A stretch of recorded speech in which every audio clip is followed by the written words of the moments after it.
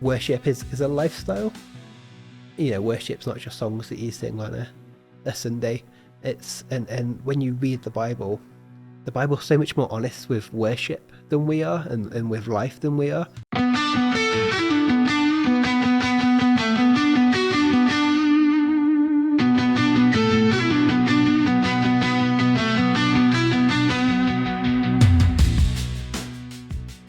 Hello and welcome to another episode of A Life Explored.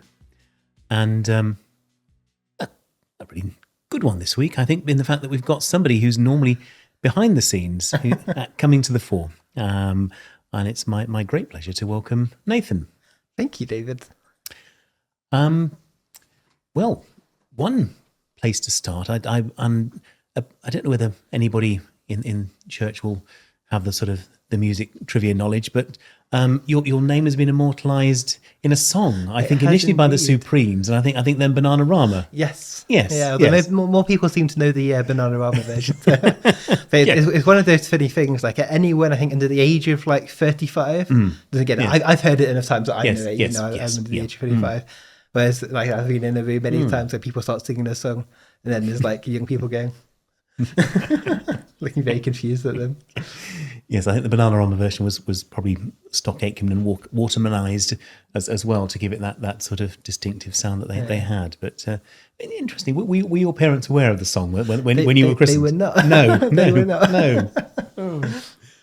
Okay, well, perhaps a good sort of starting point is perhaps to chat about early life, because you're, I know, a Lancastrian. I am indeed. And then you've migrated southwards. So, yeah, that's a good place to start. Yeah. But where would you like me to? Right from the beginning. Well, or perhaps first memories, maybe. Yeah. So I'm from Lancaster originally, as you said. My mum's been on the podcast before. She's like when I was born, she was working as a biologist at Lancaster University, but she was then a stay-at-home mum for a long time when I came along, and then she worked for a schools work charity for a long time, who I also worked for actually eventually. And my dad was an electrician who specialised in fire alarms, and he did that for a very long time indeed. And then I came along, and I was there. So I'm just trying to think early memories, David. It's There's one thing I don't know. Did you have siblings? I don't have siblings, no.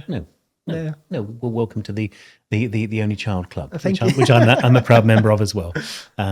People always ask me, they go, "Oh, what's it like to not have siblings?" But when you don't, you don't know, do you? You're just like, well, you don't. It's not. I mean, I think you generally tend to be quite good in your own company, and I don't know whether is that a trait that you have. I think so. Yeah. And I think certainly in my early life, I think I made my own amusement. I mean, I was quite happy in the company of other people, but equally wasn't lonely when I didn't have that. Yeah. I've always loved stories, and it's changed over the years. These days, I do it through video and that kind of thing, and I do a bit of writing as well. But like growing up, it was very much through kind of toys and action figures, and my mum tells a story of once she was trying to tidy up because there were people coming over, and she put this piece of paper to put it in the bin. I said, "No, you can't throw that away. That's Mr. Spock." So it was in my early days of liking Star Trek. We didn't have Star Trek action figures at that point because I'd been more Doctor Who before then. So I'd made some out of paper, and and just made new adventures for the Enterprise, new adventures for the Doctor, and I was always very creative. But then it was good to be with friends as well. One of my best friends growing up was also an only child, so we hung out together quite a lot, and we would do those kind of things, or all kinds of fun and games at my house or his house. We lived quite close together as well, so it was very good fun. Sounds like a happy time. It was, yeah. And school life, Nathan. Tell us about school and how that was. I honestly don't remember that much of primary school these days. I remember, some of the friendships, probably more than anything else. And I was also very blessed that my parents, like, there's a lot of parents that are very you must work and study and do everything every second of your life in school. And I don't think that's because I think you need to have fun and play and learning all together. And yeah, I feel like my parents were quite good at doing that. So like when it came around to SATs and later when it came around to GCSEs, it wasn't intense. I remember going to a youth event and I was like the only person that was 16 there. So everyone else was like, you must stay home and study. And it's like I'd done revision, 2 or 3 hours a night that week. And it's like, well, now it's Saturday, what I want to go and worship the Lord. I want to go and be at this event. And whereas lots of people just weren't allowed to go. They were penciled and they had to revise. So I think it's important to get that balance. And that's definitely somewhere me and my wife differ on where we grew up. Absolutely, yeah. And so sounds like mum and dad were quite relaxed as parents. Would that be? In some ways, yes. In some ways, no. Yeah. You always think your parents are the strictest and the hardest, yes, don't you, when you're growing up? But then, as I've grown up, I've come to learn that they definitely weren't the hardest and the strictest. But there were good boundaries. I think that's what you need, isn't it? Is growing up is to know where the goalposts are. As a child, you always try and push them a little bit, don't you? Like it's, I think for myself, it was always about bedtimes. I always want to stay up that little bit later. But yeah. And you alluded to the fact that, well, I got the impression from what you were saying anyway, that you were quite self-motivated in terms of studying. Your parents perhaps didn't have to crack the whip over you, Nathan? They did to an extent. So here's a memory from childhood. Through all of secondary school, it's undiagnosed, but I likely have some form of like dyspraxia or something like that. So I really struggle with handwriting and always have. In primary school, I had to do all these handwriting books and I hated them because they never seemed to make a difference and they actually were like hurting my wrist. Yes. My mum hated them because like she felt that I had to, that was something that she did have to make me do because I hated it. So she hated it. And the teachers hated it because it wasn't working and I wasn't getting any better. But then as soon as I got to secondary school, and I always remember, I hope you won't mind me mentioning his name, but I had a geography teacher called Mr. McCartney. And he was one of those teachers. He was quite gruff and he was quite old school in his ways. He's probably retired by now. Excuse me. And he was one of those teachers that actually cared. So the school had this every child matters thing. And most of them, you could tell the teachers, it was like just the motto and that's what you say and then you ignore it. Whereas he actually cared about every child. And he was like, Nathan, my first parents' evening, was like, can't write, but a great geographer. Get him a laptop. And so that was basically what I then had for the rest of high school. But what that did mean is generally you can type or I can definitely type faster than I can write. And so I got to the point where like if you had to copy something off the board or you had to make a notes on something in class and there's like that 5 minutes, 10 minutes of independent learning or jotting or whatever. I got to that point where I could do it in maybe half or maybe even like a third of the time as everyone else. And so I got into the habit of I basically did my homework for the next lesson and the lesson before during that a bit of a risky strategy and it didn't always pay off. But so I actually did very little homework at home, but it got done. It's an old motto that we always remember a good teacher, and he sounds as though he was somebody who did have an impact. I can't tell you the names of most of my teachers, to be completely honest. But the fact that you can remember his is quite significant, I think. But also, I would imagine that many teachers would have probably not cared and allowed you to stumble on with difficulties with handwriting but there were some teachers that questioned it. There was like a bit of a precedent for it because it was if you like broke your arm or whatever, then they had like some school laptops that you could use for however many weeks it took for your arm to heal, so you could be able to write again. So it wasn't completely new for the teachers, but some of the teachers were a bit confused. But then suddenly, like they could grade my work a lot better. Suddenly, I was doing better, and so like I there was some grumblings I think from the teachers at first, but then it was they saw the impact of it. Absolutely. Yeah. Relatively simple solution, isn't it? It is. And in this day and age, you don't need to write things that some people like to, but you don't need to write things that often. Exactly. No. Now, when I was messaging Belle about things that she might like to divulge about you, she did mention a couple of school trips, which sounded quite entertaining in terms of the anecdotes that came about from them. Do you know which one she's referring to? Would that be Berlin and the elephants? I think it's yes, it is absolutely yes. Are you able to fill us in on those? So, I don't remember how it all started, but yeah, I went on a school trip to Berlin. Absolutely amazing trip, and I was always quite a little bit of the nerdy kid in school, and part of it is because like I did all the fun stuff that I wanted to do outside of school, and school was just something that you kind of had to almost get through, and you had to study and focus for this bit, and then we could have fun over here. And so I actually made loads of, like, because I had some friends already that were on the trip as well, but I made loads more friends when we were on the trip, and they're like, oh, you're like completely different to how you are in school. In school, you just kind of want to get stuff done, whereas you do know how to have fun as well. And part of that, and if this wasn't to prove that I could be fun or anything, but I said to one of my teachers, and I can't remember his name to be honest now. I think it's like on the first or second day, and I said, "Sir, what do you think the chances are of me finding Iron Brew somewhere in Germany, in Berlin?" And he said, "I think there's about as much chance as me finding an elephant in my bed." And I can't remember how we actually found it, but we did. No, we didn't find. No, that was it. Yeah, so that's what he said. So we went to one of the days we went to Berlin Zoo, and I found, as you often do in zoos, an elephant that was probably yay big. I still got it actually, and I liaised with the teacher that was sharing a room with this teacher, and they snuck this elephant into his bed, and then it caused quite the uproar the next morning. Right. And then when we got back to the UK. My form tutor came in one morning and he said, he's like, I'm very confused, but this was in my cubby this morning to give to you from this other teacher. And it was a bottle of Iron Brew because he had found an elephant in his bed in Berlin. That was the next question. I was actually going to say, did you actually find Iron Brew in We didn't, Germany? No. Oh gosh, no. Have you still got a taste for it? Oh yes. Yeah.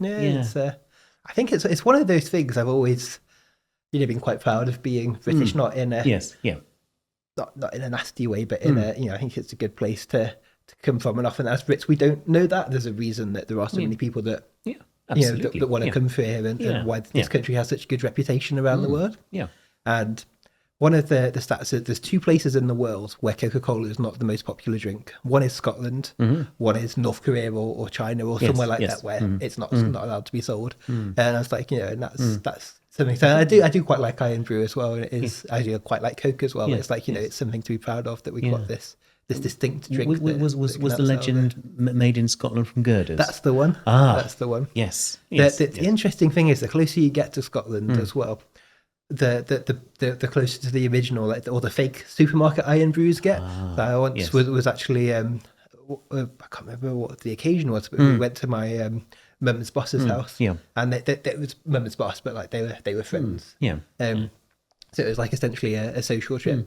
and she lived technically just in Scotland, but like properly in the borders. And she had get some Asda like Iron Brew, and she said, and this comes from the same factory as the real one, and it's like. That's apparently how it's done. Is that the closer you get, they just bottle the supermarket ones from the same plant, but that's definitely not true of the ones in Rugby. Yes, and nice that you actually touched on something that it's more contentious actually about being proud to be British as well. I mean, and I think I don't know about you, Nathan, but I think one can be patriotic, which means, to my mind anyway, you like your country, but you don't necessarily think it's the best in a nationalistic way. But actually, you can still be proud without being condemned as being far right or a Nazi or something like that. But I don't know what your thoughts and feelings are about being British. I completely agree, and it's one of those things that's I won't get too political because I know that's not what we do here. Exactly. But it's definitely one side of the politics in this country that's trying to claim it as their thing. Yeah. And I think it's okay to be proud of being from a place. I do. My wife was born here, but her background is Ghanaian, and she can be equally proud of being from Ghana and from here. Yes. And I'm very proud of being married to a Ghanaian and embraced many traditions as well. So I don't think it's, I don't think it's a bad thing to be proud of where you're from. And there's lots that the UK has to be. There's lots that it doesn't have to be proud of as well, but there's plenty to be proud of in this country as well. And sort of thinking about particularly British things that you you think we could be proud of? And anything Beyond Iron Brew. Yeah. But aside from Iron Brew, sort of. Anything particularly about if you were trying to sell Britain to a tourist or something like that, what would you? Ooh. Definitely wouldn't be the weather. That would No.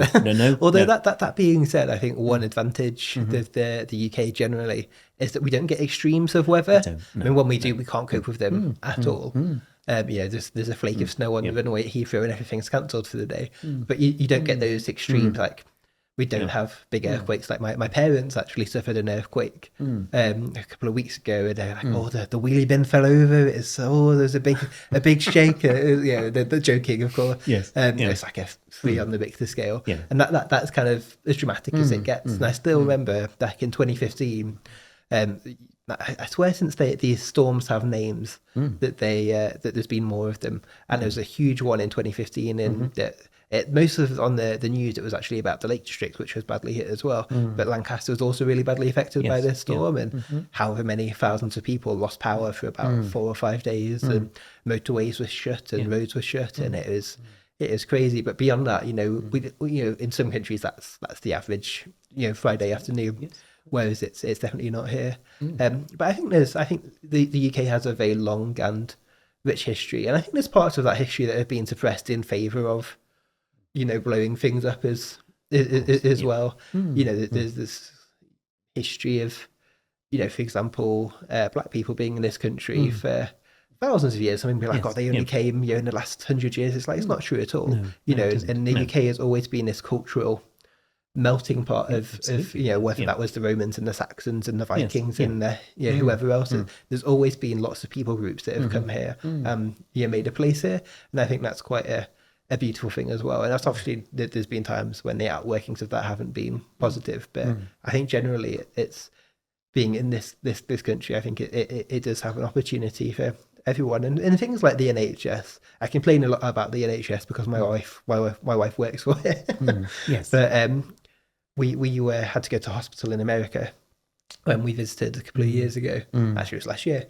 And Belle had heat stroke. And so it was like, should we try and tough our way through it? But it was, we were looking it up on I think it's the CDC website of what to do. And like, if you have these symptoms, call an ambulance now. And it was like that she wasn't well. And fortunately, we weren't actually that far from the hospital. So I did drive rather than calling an ambulance. And it's like, but you're sat there and I was worried about Belle, but then we're both sat there worrying, how much is this going to cost us? And we're on the phone with like the travel insurance and all these things, and it was just such an extra layer of stress, and you don't have that here for its many faults. There's lots of great things about the NHS as well. Something peculiarly British and peculiarly Lancastrian as well. Actually, I was going to bring up is hot pot. Yes. Whatever hot pot. yes. How if you were describing hot pot to a visitor to the UK, what would you what are the key ingredients of a hot pot?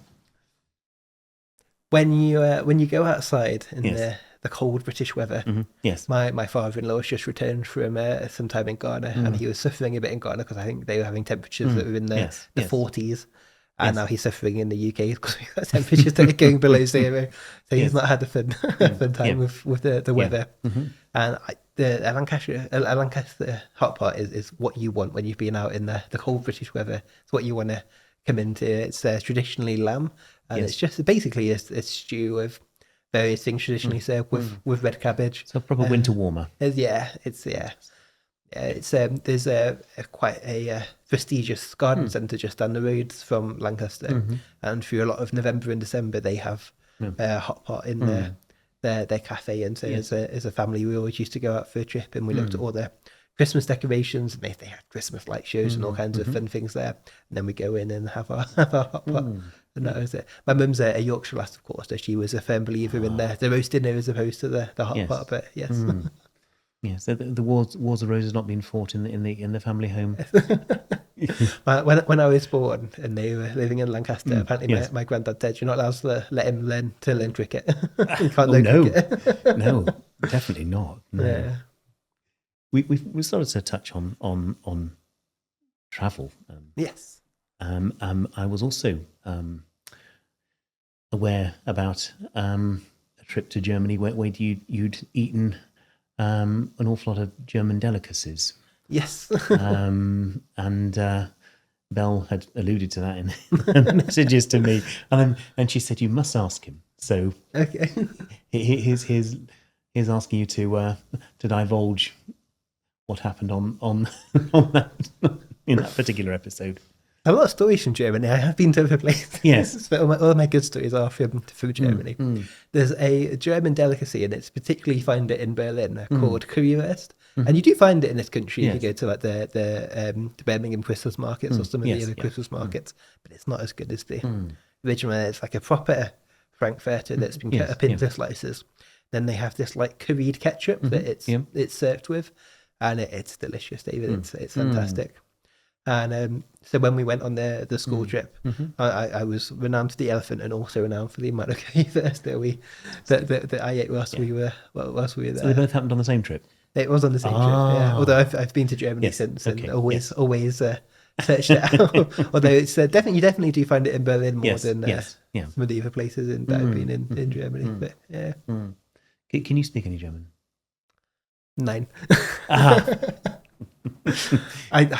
So here's a story that involves currywurst from that trip. We were it was when we were in Berlin Zoo, and we were ordering food in the restaurant, cafe, whatever it was. It was part of what we were doing, and we'd learned enough German to get by. Because it was meant to be an educational trip, and we did lots of educational things, looking at some of the historic sites. But it was meant to be to improve our German, and the main phrase that I learned is "Ich möchte ein Currywurst bitte." Says, I would like a currywurst, please. Sounds perfect. Really. It's all the German that you need, really, David. It really Absolutely. is. But as we were in the queue at the zoo, I asked in German, and the lady was preparing it, and then she said something in German, and I had no idea what she said. And then I was still trying to figure out what she said, because I'm hard of hearing as well. I was still trying to figure out what she said in German, because I recognised some of the words. I was trying to piece it together. And then she started speaking English. I was like, obviously we were English. But I was still trying to figure out the German. And so my friend next to me went, speaking English now. So that is the extent of my German. Yes. I mean, I know one or two people who've actually tried when in Germany, speaking English with a German accent, hello style, thinking it would actually get them somewhere, but of course it it's just a bit insulting, isn't it? Yes, I know. It did sort of fall. Yes, I know. Yes. The other story where I was trying to speak German was we went to, it's actually for the 2012 Olympics. It was around that time. Yes. We went on holiday to Hungary, actually, of all places, and so we actually watched the opening ceremony for the Olympic Games in English rather, with Hungarian subtitles, because it was like I think it started like the day before we flew back. But they don't get a lot of British visitors in Hungary, and so basically no one spoke any English. And so I could at that point, just a little bit from what I learned at school, enough broken German to get through. So there was the Hungarians with their broken German, me with my broken German, trying to figure out how to communicate. And we got through. We got through that trip, and we managed to order what we wanted. But it was it's a more international language than you think. Absolutely. I'd imagine Hungarian being evidently one of the most challenging of all languages. Broken Hungarian wouldn't have been good at all. No. We were speaking to a man at the airport when we flew back. I don't know why I remember this, and I think his wife was Hungarian, and they'd been in Hungary visiting her family. And he said, I've spent the last 10 years trying to learn Hungarian, and I can still not get through the hello, how are you, what's your name, the traditional, what you learn in the young stages. I still can't get through that part in Hungarian. He said it's really hard to learn. So I thought, I won't try. I know that you are quite well travelled, aren't you? You alluded to being in the States and travelling around. Tell us about some of the places that you have been, Nathan. Yeah, my dad lives travelling, and so I think my mum does too. But I definitely kept my dad in that way, and it was always. We always went to historic, exciting places, because a lot of people, and it really annoys me, like you go to some places in Spain and you walk along the beach, and it could as well, you could be in Blackpool, but the sun is shining. It's an English style pub, everyone's speaking English, and it's just a little bit, you've tried to take the your culture and insert it into this other culture just because Yes, the weather's yes, a bit better. yes, yeah. Whereas it's like we've done, I've been to Spain there on a number of occasions, but it's always like we try to go to places where you could learn something, where there's Yes, some yes, history. yes, yeah. And obviously that's been lots of trips in the UK as well, to Wales and to Yes, Scotland and to the Isle of Man, to Ireland and all the home nations and Yes, and, yeah. and islands. And then, but yeah, we've been to all kinds of places: Switzerland, Italy, France, of course, Hungary, Germany, and we've been to some of the. It's actually called the Eifel region. It's a beautiful bit of Germany. It's kind of near the border with France, and it's almost kind of like the Lake District kind of scenery, but there's Yes, less it's lakes. almost touching on Alsace. Yeah. Yes, yeah. Yeah, it's absolutely beautiful. yes. So we went to places like that, into Portugal, America, Canada, India. Curry in India is another level. It's Not tikka amazing. masala then. Not so. I think they did have tikka masala, Yes, yeah. although it's supposedly from Birmingham or Glasgow, depending Yes, on whose story yes, you believe. But yes, yeah. no, it just hits on a completely different level. So the yes. food is amazing. And travels in Africa as well, I think. Yes. Yes. That was actually a couple of years after. That was in Zambia, which is a completely different experience. Be involved again, just in lots of ministries or churches working with children from less deprived deprived areas and giving them education, and particularly the ministry that we were working with. I'm actually a trustee on the UK side of it now. Yes. That they actually work within basically the care system, and they take in orphan children. It's not necessarily always two parents that have died, although sometimes it is. Sometimes it's a parent, like maybe it's a single mum, and the single mum's unable to care for the child, and they can basically go into this facility. And but it's not like a traditional care home. It's very much just house parents, and they're the parents for those children, and they're supported through their education and beyond. And also part of that ministry on the same site, they have a computer school, so they try and upskill people to have those skills so that they're more employable. Yes. Lots of challenges, of course. They have this thing called power shedding. Basically, that they can't generate enough electricity to power everywhere all the time, and so apparently it wasn't too bad when we were there, but apparently at times it's been less than 4 hours a day of electricity, which actually makes something like a computer school quite hard to run. Impossible. Yes, and that was actually another long trip we went on. This was part of what endeared Belle to me in my dating profile. Apparently, is we went on we were going to a conference basically that was in the other side of Zambia. And they're like, it's going to be about an 8-hour coach journey. And that's like in the UK, you could get across basically the whole UK in 8 hours maybe not in a coach, but in a car. So it's basically already longer than what any of the three of us that were there were used to. And then we set off, and then the coach broke down. Then we were by the side of the road for hours, and then we got the coach going again, and then it broke down again. So they sent out 2 new coaches. They're like smaller coaches. And then we were going, and then the other one broke down. So we had to go back to help the coach that had broken down. Then we continued. Then we broke down again. So that 8-hour journey took us about 42 hours to do. But one of the things that really challenged me to this day is in this country, people would complain. It was actually it was like a youth conference, so it was people in Africa. When they say youth, they mean under 30. So we were in that age group when we were traveling, but there were teenagers amongst us as well. And in this country, if teenagers were on a coach for 8 hours, they complain. They were on a coach that had broken down however many times, there would be so much complaining.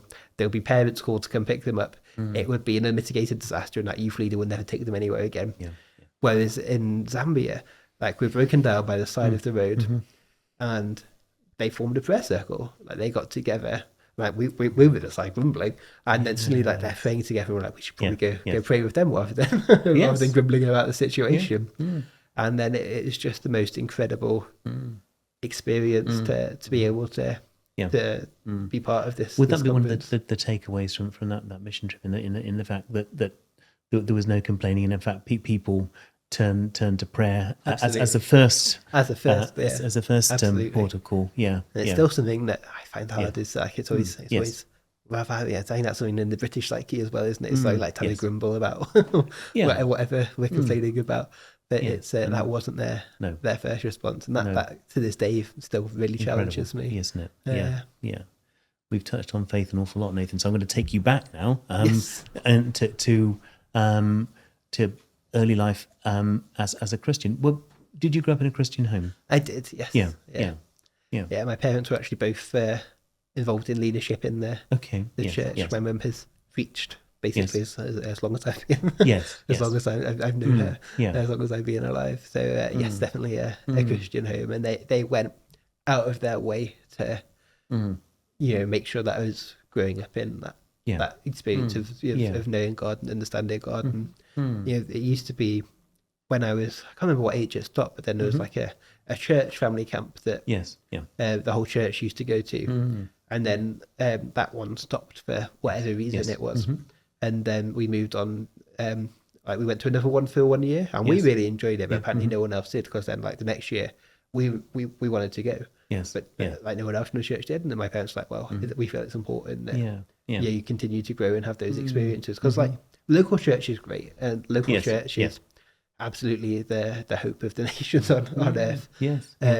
But it's being part of those experiences when you're in those rooms with thousands of people. It's like sometimes you can feel very isolated, like I'm on my own, or there's only this one church in this area. But when you're in those things, it's like actually there's people up and down this country that are praising and worshipping, and it's quite incredible at those times. And so my parents always made sure that we went to those, even if we were the only family from the church that went. They made sure we went to something every year. And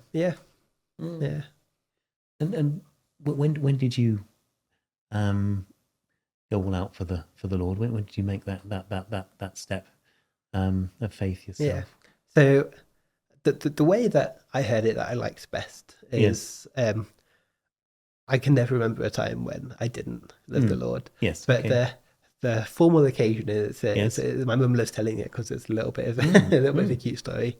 But when I was 5, they talked about in Sunday school or whatever the occasion was about giving your life to Jesus. And so at the age of 5, we were praying before bed, and I said to Mum, next week I'm gonna do that. I'm gonna give my life to Jesus. And then she went, oh, that's very nice. I promptly forgot about it. And then apparently a week later to the day, we're in bed praying, and then I said, you've forgotten, haven't you? I said I was going to give my life to Jesus today. So whatever I had to get in order in that week at the age of 5, I'm not quite sure they did, but yes, I did. And so that was the almost formal occasion, as it were. And then I was baptized at age 7, which caused a little bit of like a lot of people were a little bit quite young. Like, do you understand? And then but then, you can come to the baptism classes, and I didn't know this was happening actually. I was like, I'm getting baptized, and that's it. But like they said to my parents, you can come to the baptism classes, and then we'll see if we think it's right, because it is probably a bit too young to be making that kind of decision.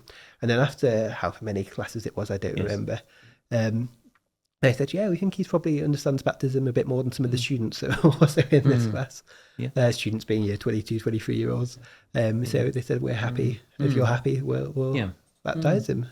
And so at the age of 7, and I forgot to take my shoes off.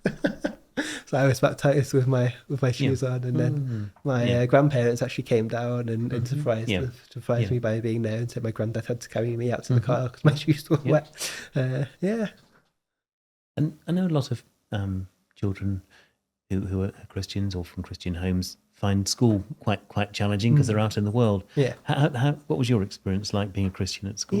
I think there's always challenges, because when you're somewhere that's countercultural, it's countercultural to be a Christian, and it's definitely, I think in any high school there's elements of that. But I was very blessed to be in a secondary school that was a Church of England high school, and it was one that actually passionately believed in the Bible, in being a church school. It wasn't just the name. And so they had a chaplaincy, and a lot of my close friends actually were also involved in chaplaincy and CU in faith. and we went along to the Christian Union, and I think it's changed now, but at that time in that school, you were able to basically go and sit in the chaplaincy. So there were a whole group of us that would go to the chaplaincy and have our lunch there, and it's basically a classroom that was like, now this room is the chaplaincy, and then they had some private rooms if they needed to have those one-on-one conversations, of course. But like generally, it's just somewhere that you could be if you were, if you wanted to be, and so it was quite an incredible experience, I think. And I think thinking back on it and hearing other people's experiences of the Church of England schools or schools that say they have a faith basis, and they it's just words on their name. So I think it was quite a blessing, really, to be able to be in that environment. And there were definitely other kids that didn't understand it and were a bit, why do you go to the chaplaincy? Why do you want to be involved with these things? Why didn't you want to do this or do that or do the other? But it was, I think it's also like the school situation in Lancaster is, we thought we had bad kids, but they were, if they were in, my wife's school where she grew up in London, they would have been the really good kids.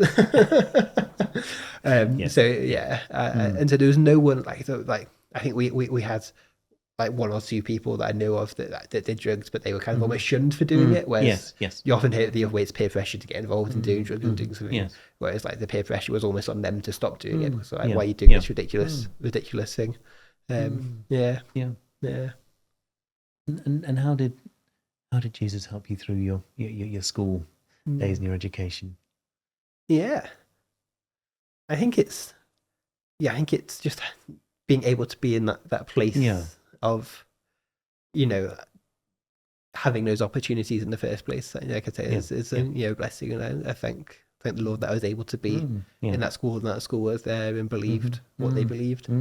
But also, like when it came to exams and things like that, it's like being able to pray beforehand and just having that experience of having that safe place in Jesus. And that was always like that was I don't know how old I was. My mum tells the story quite a lot, but I remember, I have no idea how old I was, but I used to love playing hide and seek around the house when friends came over, and like I had this really good hiding place that no one found for like a long time, and then I got found there. And I was like, my mum said, we got to praying before bed. She's like, what would you like to pray for tonight? I was like, well, I'd like a new hiding place. And so we prayed. And then in one of the Psalms, it talks about, Lord, you are my hiding place. And like, it's, there's always times when you need to withdraw and just be with the Lord, isn't there? And passages like that, it's just really, just knowing that the Lord is always there, and he's got your back. And doesn't mean that things in life won't be hard and things won't be difficult, but there's always someone that's with you and walking alongside you.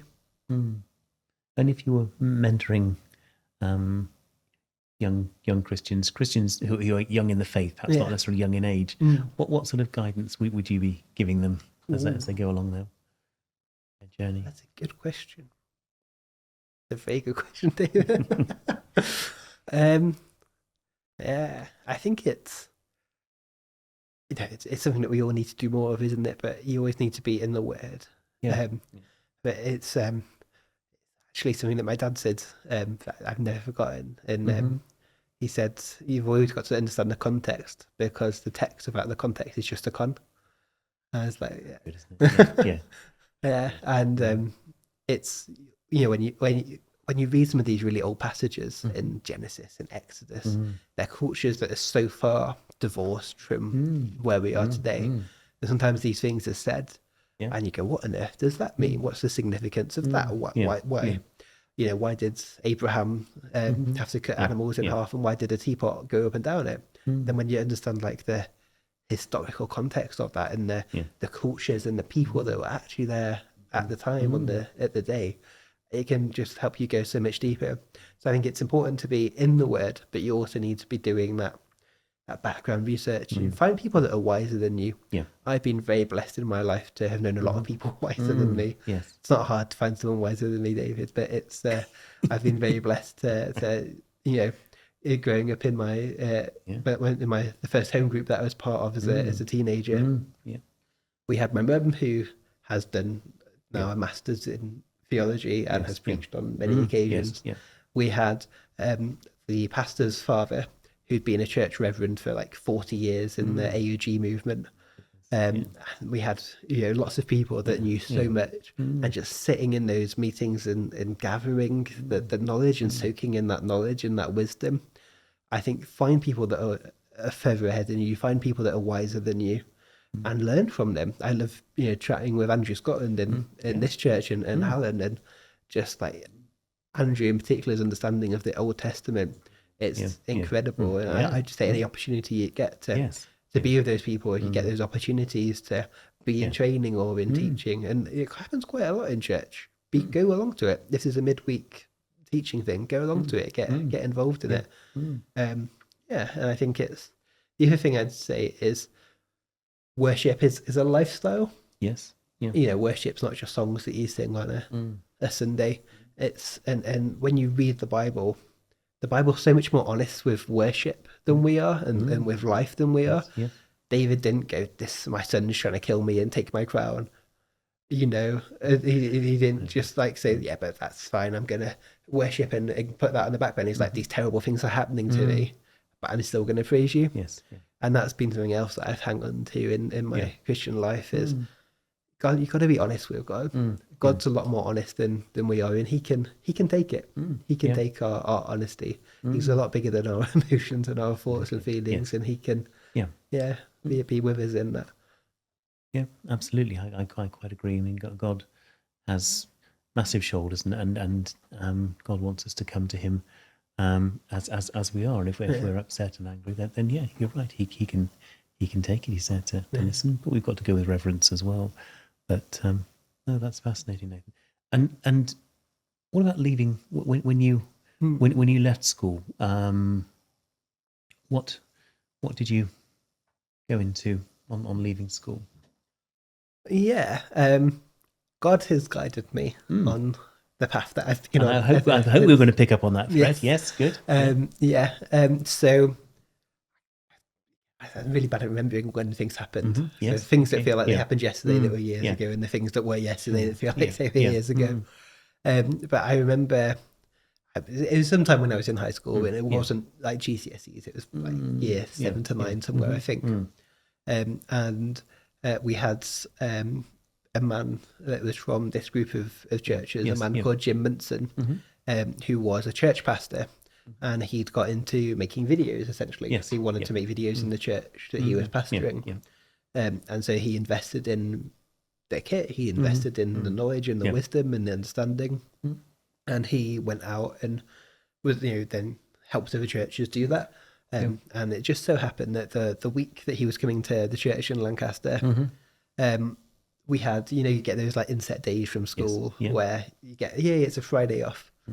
And so Marcus, the pastor, said, "Oh well, Jim's coming on Saturday on a Friday. If you just want to come and hang out and see what he's doing." And just before that, I guess I must have probably been 11 or 12. Just before that, I got involved with helping out with the tech stuff at church. The PA and the slides and the song words and all those kind of things. I started doing that at age 11 and was embraced by a wonderful man who's mentored me through faith and through my tech journey, and now I give him tech advice. A man called Les, and he took me under his wing. But it was through that opportunity that Marcus thought, "Oh, you might enjoy coming to meet Jim." Because at that point I was very much more into the sound side of things. And then I met Jim, and Jim's passion for cameras and cinematography and using media to preach the gospel just rubbed off on me like that. And so from that day, I knew what I wanted to do. I think it's something that makes it, easier in school as well. Is that there's so many people where they don't know what they want to do next. Exactly. And they go, "Oh, well, I go to sixth form next because that's what I want to do." That's what you do next. I'll go to university because that's what you do next. But they don't actually know what they're doing, and you end up with lots of people doing random degrees that don't actually translate into jobs. And so I've been very blessed to, have from quite a young age that this is the focus. This is where I'm going towards. And that's being attuned to God's plan for you. But how wonderful that your two great passions, tech and God, come together in one. And that's fantastic. Yeah. And how did that bring you to rugby? Yeah. So after GCSEs, I kind of, rather because I knew, that there wasn't really any kind of A levels that really fit that direction. Sure. So I started looking into college courses. Yeah. I went to a fantastic 2-year A level equivalent course at Kendall College, with very practical, very hands-on, very technical, which is like all the elements that I'm good at and get. Yes, yeah. And people that actually, they were kind of part-time college tutors, and part-time they were doing it. Whereas sometimes you find people go and do degrees, or they go and do things, and the lecturers haven't done it for 10 years and they don't know what they're what they're talking about. And we actually had a girl on our course who'd gone to university to study film, learned absolutely nothing that was of practical use to her. It was all theory. There was nothing that was practical. It's like, you've got to get hands on with this stuff. And so she'd come back to a college program to actually learn what to do. So yeah, I did that for 2 years. And I'd say college was actually a very tricky time in my faith journey, because I was suddenly taken out of almost that bit of a bubble of course. having those Christian friends. So I didn't have any friends that I went to college with. No. And there wasn't, chaplains. I had like a multi-faith chaplaincy, but it wasn't like what I'd, come from at school. And also the college had 2 campuses. Yeah. It was like the creative campus, where they had the video and photo and actors and artists. And then they had the main part of the main campus. There was like the town was in the middle of it. So they were quite a way away. And so this multi-faith chaplaincy was in the main bit, not in the creative bit. And so it's like being taken out of that. And I think it was, it's really good for my faith as well. Actually, it was, the first time being taken out of that safe place. And just being able to have conversations with people that are honest and getting exposed to people that do life very differently to the way that I'd done life and understood life. But yes, going back to your question, how I ended up here. So after that, I actually worked for the charity that my mum worked for a year. A little bit of nepotism. But they actually, basically, the if you come across New Wine, David, yes, I have done. They have a discipleship here. Yes. And generally how it works in most of the churches is you have a day where you work with the church, you have a day of theological training, and then 3 days where you go and get a job in whatever area it is. And most people want to go and do it in London. And the church that was running it in Lancaster, which is like the only northern hub, I don't think there was even one in Manchester. So the church that's doing it in Lancaster was basically struggling to fund doing it. And so the charity that my mum works for is a charity called NISCU. And if you're familiar with Youth for Christ or PAYS or anything like that, that's basically what NISCU does. They go into schools and they do Christian unions, they do lessons, they do assemblies, all those kind of things. But no one's ever heard of them because they start in Lancaster and then they go up to all the way to Carlisle and everywhere in between. I see. So they cover this huge area and have this huge impact. But then you ask someone in Birmingham or in Rugby, I've never heard of them, whereas they will have heard of Youth for Christ. But anyway, so they said, well, we'll take it on. We'll take on this New Wine. And rather than doing it the way that they do it in London, is we'll give you those 3 days a week job. And so I was, I was looking at it, and most of them went on as schools workers, but that we really want to improve what we're doing in terms of media as well, and so that fit in. And actually, it was the CEO of the charity that spoke to me before my mum got in. It wasn't totally nepotism. He said, we know that you're interested in this, and we want to basically do a media intern as part of this. New Wine program that we're doing. 3 days training was great, and they also placed me for one of those days with a local filmmaker that they had connections with. And so again, it was like actual working with someone that actually does stuff, and actually seeing that practical experience and how you run a business, even how you actually make a living doing this kind of work. But then just again, that day a week, having that opportunity to go deeper into the word, and actually again it's all about understanding that context and how you do some of these things. How do you preach a sermon? How do you lead a home group? How do you get involved with all of these different things? And it definitely gave me a very solid base for getting involved. And then it was actually Ewan that brought me to Rugby. So again, so Jim was retiring. So Jim, the church in Lancaster and the church in Rugby are part of the same network, or they were at that time. And so Jim was kind of retiring, and he was in America anyway, so he wasn't always here. And like, we want someone. We've got this family camp that's coming up in 2018, and we want someone that's going to be able to come down on an internship and kind of handle the media of promoting it. Again, we'll input into you some theological training. We'll give you some kind of work to do around the church to get involved with as well. And actually, it was just as the church here was going, actually, we want to start doing media. We want to record our Sunday morning message and all those kind of things, which now it feels like we've done forever. But it's, it is kind of the start of all that. And so talked with Ewan, and I knew Ewan a little bit because when my mum was doing her master's in missional theology, I think it was the title. Ewan was her instructor, was her like tutor. Yes, that's the word, tutor. And then obviously I met Ewan at sometimes there'd been church events, like network events that I'd been at and had met Ewan at. I didn't know Ewan well, but I knew of Ewan, and Ewan kind of knew of me. And actually, when I was in college, we did some filming in Lancaster with Ewan for a project that they were working on at that time. And so they said, if you want to come down to Rugby for a year, and we'll do this internship. And so literally went from ending this last internship, having no idea what I was going to do, to literally, I think, you and Alan's PA at the time, Michelle, turned around what they were going to do and how they were going to do it in about 2 or 3 weeks, and found a family for me to live with, moving down. So I literally, moved down like on my 2 days before my 19th, no, 2 days before my 20th birthday, I think it was, to a family that I'd never met. And the only contact that we've been able to have was like an email chain like 2 or 3 days before. So moved down and lived with a wonderful Scottish family for a year. Mum and dad and their 2 lovely kids, and we kept in contact with them over the years as well. But so that was how I ended up in Rugby, and then I never escaped. No. And he came to Rugby as a single man, but obviously not single anymore. No. And I'm again being prompted to sort of ask you about how you and Belle met, and a first date as well, which I've been asked to quiz you about as well. Yes. We have very different memories of that first date.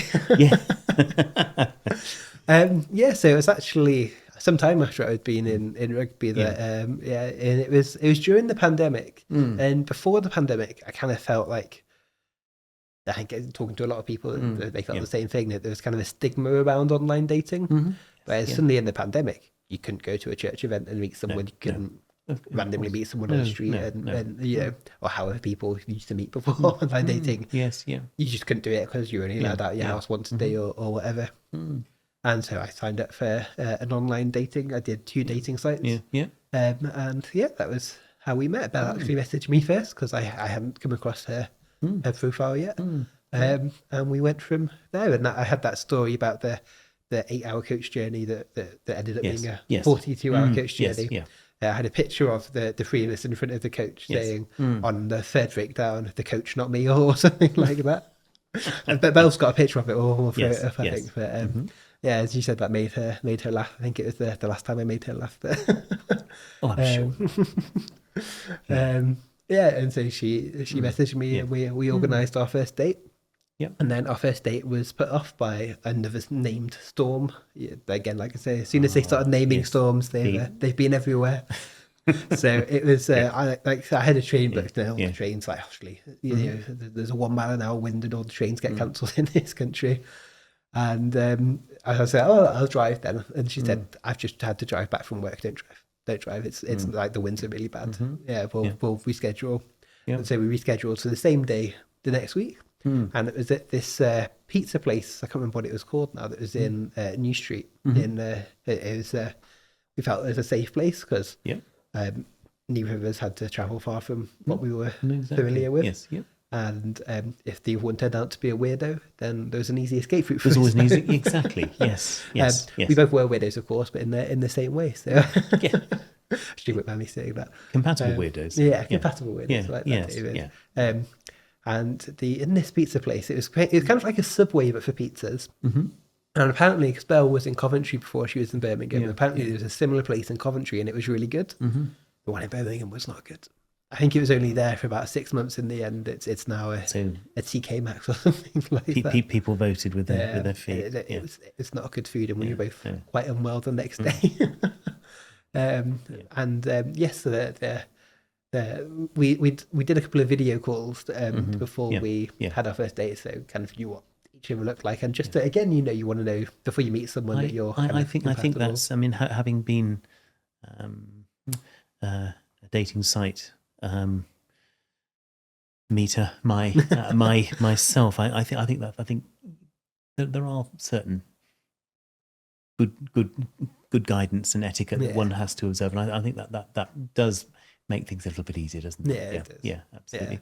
But then you mentioned this sort of stigma about dating sites. I think a lot of people regard it as sort of quite legitimate. And I think if you were on a Christian dating site, again, you're filtering out people who probably wouldn't be compatible spiritually. Absolutely. So Absolutely. you know that the person hopefully you're meeting is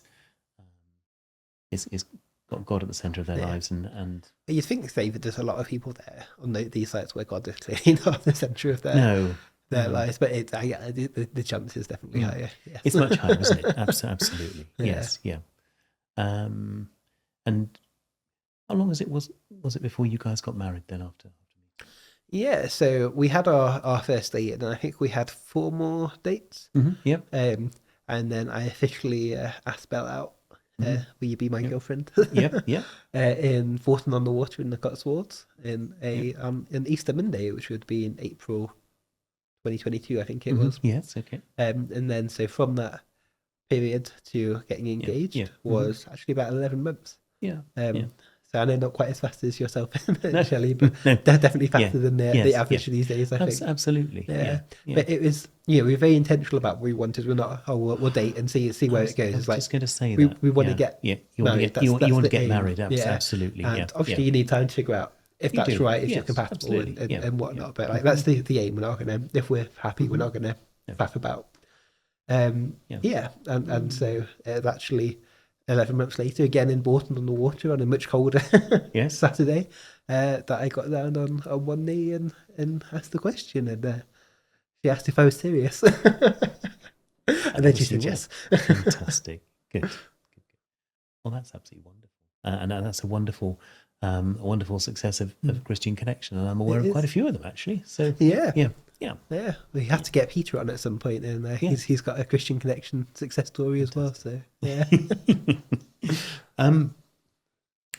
Just to sort of as we sort of into sort of towards the end of our time together, but I'm just going to wonder if you'll indulge me. And this is a question I've asked, I think Wes and Ron when I was interviewing them about a desert island disc kind of question. So if you were shipwrecked, Nathan, what music and what book other than the Bible? Take the Bible. Would you want, and you want a luxury item as well? A luxury item as well. A luxury item as well. Yeah. Ooh. Tell me about the music. Start with the music. The music. Yeah. I have 2 music genres that I love, and they are very opposite. Yeah. I love Christian music. I love God-filled worship music. And I love electronic dance music. I know there are some crossovers there. Actually, it's becoming increasingly so in the past number of years. But yes, there's definitely alternatives there. But I'd have to say, I think I'd have to err more on the Christian side, just because I think music is such a beautiful way to connect with the Lord as well. It is, of course, absolutely. And it probably has to be a Ren Collective album. I'd have to figure out which one. Probably one of their earlier ones. They had maybe the first Campfire one, but they've been the band that I've seen in concert more than more than any other in many places around this country. And for some reading. Is it cheating to take an omnibus of Hitchhiker's Guide to the Galaxy? It's not cheating at all. No. Take the omnibus of Hitchhiker's Guide to the Galaxy, because you've got all 4 books in one. Yes. It's just it's It's nothing spiritual or very based about it. Quite the opposite, in fact, in some ways, with Douglas Adams being quite a strong atheist. But it's a very funny series of books, and it's just there's layers to it, and if you read it, every time you read it, it's something else that you take away. And it's been a while since I've read it, actually, so if I'm going to be on a desert island with not a lot else to plenty do, of then time, I would. Absolutely, yeah. And with the luxury item, I suppose it's a sort of a must-have. What I couldn't do without. Obviously, a mobile phone would be great because then you can call for help. But exactly, yes. I obviously you can't take Belle with you, but I'm just wondering if there's anything else that you think, goodness, I couldn't. If the island happens to have gigabit Ethernet, then definitely a gaming computer.